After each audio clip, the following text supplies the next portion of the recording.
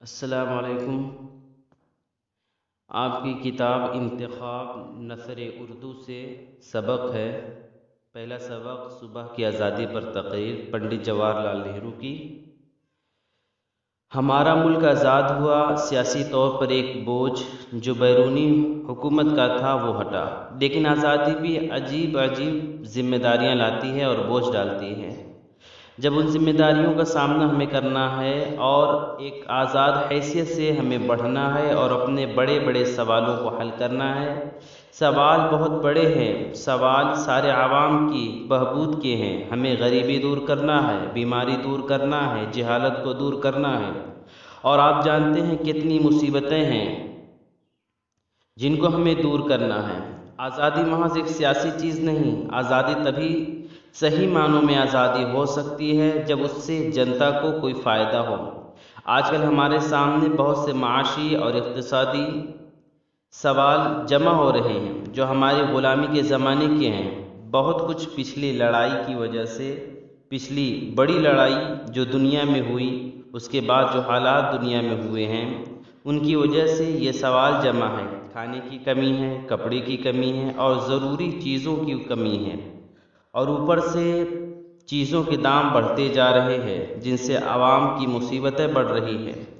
हम इन सब बातों को कोई जादू से दूर तो नहीं कर सकते, लेकिन फिर भी हमारा फ़र्ज़ है कि इन सवालों को तय करके आवाम को आराम पहुँचाएँ और पूरे तौर से उन सवालों को हल करने की भी कोशिश करें।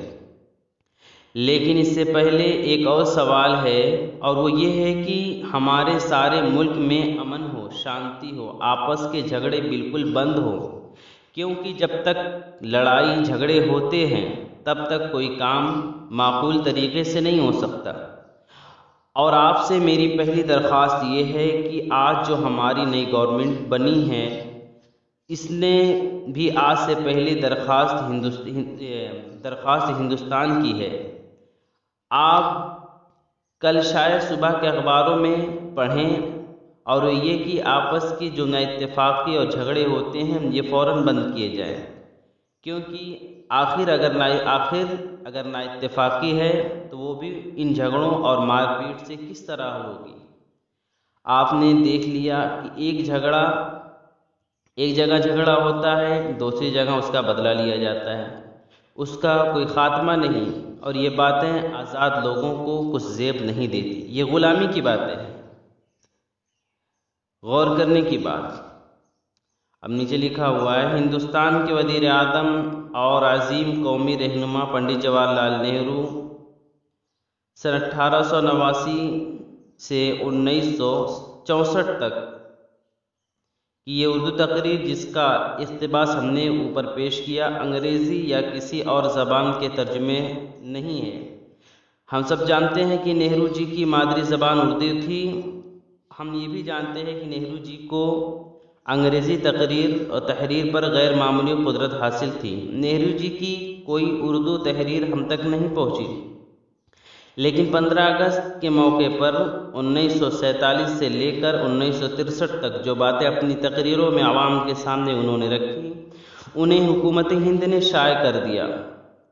हम उनकी पहली तकरीर मोरखा 15 अगस्त 1947 का इक़्तिबास पेश कर रहे हैं, जिनमें एक भी लफ्ज़ बढ़ाया या घटाया नहीं गया है। हम देख सकते हैं कि पंडित जी नेहरू की उर्दू कितनी सलीस है और उन्होंने मुश्किल बातों को भी हमारे सामने आसान करके रख दिया। नेहरू जी ने अपनी पहली ही तकरीर में फरमाया कि जगह झगड़ा होता है, दूसरी जगह उसका बदला लिया जाता है और उसका कोई ख़ात्मा नहीं। और ये बात आज़ाद लोगों को ज़ेब नहीं देती, ये बात ग़ुलामी की बातें हैं। नेहरू मरहूम का ये कौल आज भी उतना ही सच्चा है, काश हम इस पर अमल कर सकते। इस तकरीर में एक बड़ी खूबी ये भी है कि पंडित नेहरू ने कौमी और बैनुल-अक़वामी दोनों तरह के मसाइल का ज़िक्र किया है, लेकिन उनकी ज़बान फिर भी बहुत सादा और रवा है। उन्होंने बाज़ बातें दोहराई हैं, लेकिन तकरीर में ऐसा अक्सर होता है। ये आज का सबक मुकम्मल हुआ, ठीक है। अब इस सबक का खुलासा जो है आप लोगों को लिखना है कि सबक का खुलासा क्या है। और फिर कल नए एक सबक के साथ इंशाअल्लाह हाजिर होंगे। अस्सलाम वालेकुम।